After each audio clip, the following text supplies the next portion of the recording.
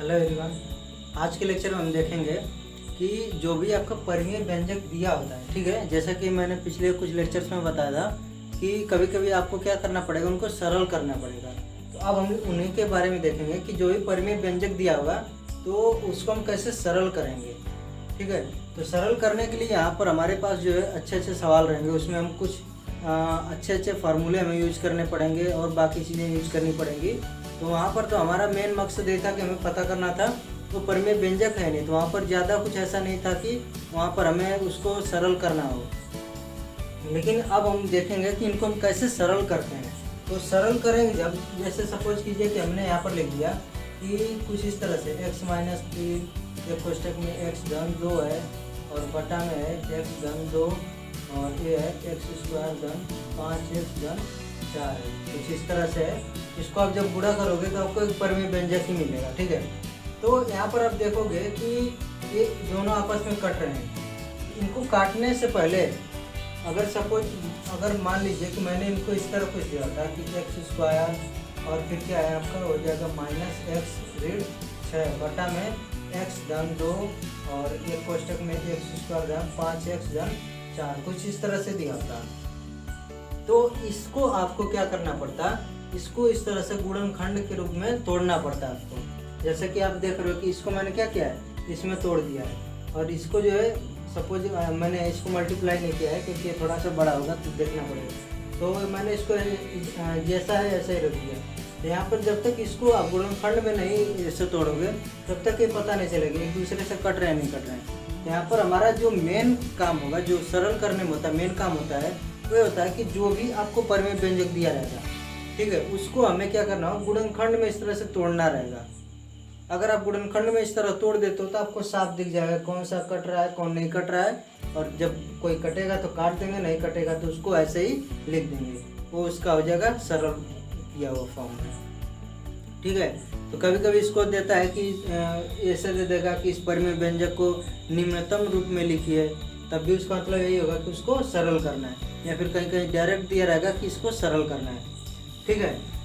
तो इसको करने के पहले हमें कुछ चीज़ें बहुत जाननी जरूरी हैं, और वो है कि आपको जो यहाँ पर मैंने 7 जो आपको फार्मूले लिखे हैं ये आपको आने चाहिए।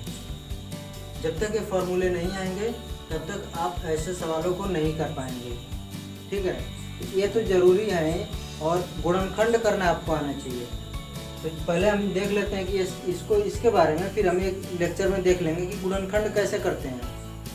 फिर उसके बाद हम देखेंगे कि कैसे जो है सवाल जो भी दिया रहेगा उसको हम सरल करेंगे। यहाँ पर देखिए कि ये दिया आपका a धन b का होल स्क्वायर है, ठीक है। इस चीज़ का ध्यान रखना क्या है, होल स्क्वायर यानी कि पूरे पर वर्ग है, a प्लस b और पूरे पर कोष्टक के बाहर है स्क्वायर है, वर्ग है इसका। ये आपका आता है a स्क्वायर धन b स्क्वायर धन 2 गुणे a गुणे b। इसका मतलब क्या होता है, इसका मतलब होता है कि 2 का गुणा है a में और इसका गुणा है b में, कुछ इस तरह से है। हम इसको डायरेक्ट क्या लिख देते हैं 2ab, ठीक है। आपको पता होगा कि जब चर संख्या को इस तरह लिखते हैं तो इसका मतलब क्या होता है, इसका मतलब होता है गुणा आपस में। और एक अचर संख्या को ये तो यहाँ पर लिख देते, इसका मतलब भी क्या है 2 का इसमें गुणा है।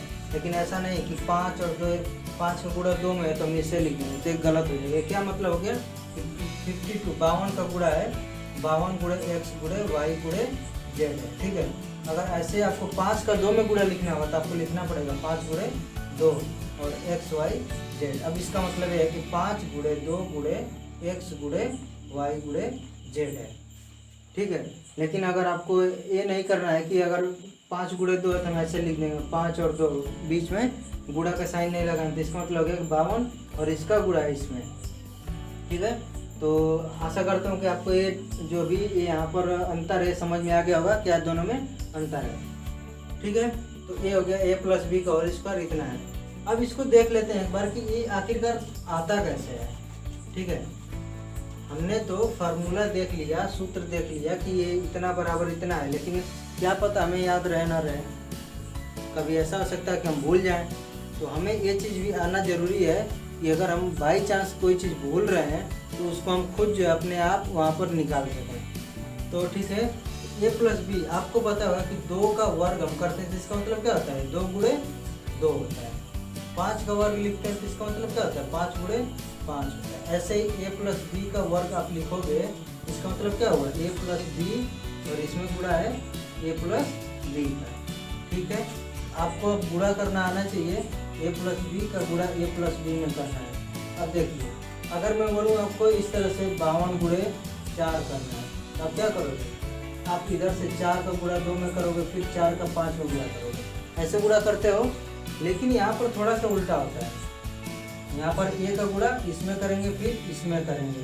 ठीक है, इसमें यानी इधर से गुणा करते हैं, और जब ऐसे अचर संख्या होती है तो इसमें गुणा ऐसे करते हैं, जब चर संख्या होती है तो इसमें इधर से आपके दाएं से बाएं से गुणा करते हैं, इधर दाएं से गुणा करते हैं।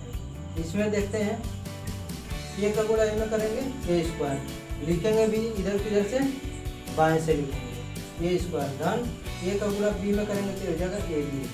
अब क्या होगा, जैसे आप यहाँ पर छोड़ते हो, जैसे मैं दिखा देता हूँ एक बार, 52 का गुणा आपने किया 52 में सब मान लीजिए, तो क्या होगा 2 का गुणा 2 में 4, 5 का गुणा 2 में 10। अब क्या होगा 5 का गुणा 10 में 2 में तो 10 आएगा, तो एक आपने यहाँ पर छोड़ दिया है। ठीक है, तो ऐसे ही यहाँ पर भी क्या होगा कि इधर से आप एक छोड़ दोगे। अब इस b का गुणा करना है, इसमें b का a में होगा तो धन ए बी, और क्या होगा b का b में होगा तो धन बी स्क्वायर। यहाँ पर हमने एक छोड़ दिया, जैसे यहाँ पर हम एक छोड़ देते हैं, ऐसे ही 3 का रहेगा तो हम क्या करेंगे, ये वाला भी छोड़ देंगे और ये वाला भी छोड़ देंगे, यहाँ से स्टार्ट करेंगे, यहाँ से तीसरे वाले से। ठीक है, तो ये आपको अब क्या करना है, जोड़ देना है। जोड़ेंगे तो a स्क्वायर धन 2ab धन b स्क्वायर आ गया। यही है, a प्लस बी का गुणा प्लस बी में क्या, a का गुणा a में a स्क्वायर, a का गुणा b में ab, और b का गुणा a में ab। और आपको पता होगा कि हम जो भी गुणा करते हैं 2 गुणे 5 करें या 5 गुणे 2 करें, दोनों बराबर आएंगे। ठीक है, यानी a का गुणा b में करें या फिर b का गुणा a में करें, क्या आएगा a b आएगा। तो वही चीज़ है, a b दोनों में है, b का गुणा a में करें या a का गुणा b में करें, और b का गुणा b में किया तो b स्क्वायर, ये पूरा आ गया। ठीक है, तो आशा करता हूँ कि ये वाली चीज़ आपको समझ में आ गई। अब अगला क्या है, a माइनस बी का होल स्क्वायर है, a माइनस बी का पूर्ण वर्ग है, ये क्या हो जाएगा a स्क्वायर धन b स्क्वायर ऋण 2 गुणे a गुणे b है। तो ठीक है, फिर अगला है, एक कोष्टक में आपका a प्लस बी और एक कोष्टक में a माइनस बी है, इन दोनों को पूरा करेंगे तो a स्क्वायर ऋण b स्क्वायर आएगा। इसका आप अपने आप कीजिएगा। ठीक है, और इस चीज़ को सत्यापित करना है कि सही है ना गलत है आपका गुणा। तो आपको गुणा करने पर इतना अगर आता है तो आपने गुणा सही किया है, अगर इतना नहीं आता है तो आपका गुणा गलत है। ठीक है, ऐसे अगला वाला है, a प्लस बी का गुणा a माइनस बी में करना है, यानी कुछ इस तरह से लिखेंगे, a प्लस बी का गुणा करना है a ऋण b में। मैं एक बार जल्दी जल्दी करके दिखा देता हूँ। a का गुणा होगा a में a स्क्वायर, a का धन a है तो धन a का गुणा धन b में धन a b, a ऋण b है, यहाँ पर धन a तो क्या हो जाएगा ऋण a b हो जाएगा, और ऋण और प्लस ऋण b स्क्वायर, कितना आ जाएगा a प्लस और माइनस a b कट जाएगा, और ये बचेगा a स्क्वायर ऋण b स्क्वायर। इतना हमने यहाँ पर लिखा है। ठीक है, तो ये इसलिए मैं बता रहा हूँ कि अगर आप गलती से कहीं पर किसी एग्जाम में किसी परीक्षा में आप भूल जाते हो तो आप इस तरह से करके निकाल सकते हो।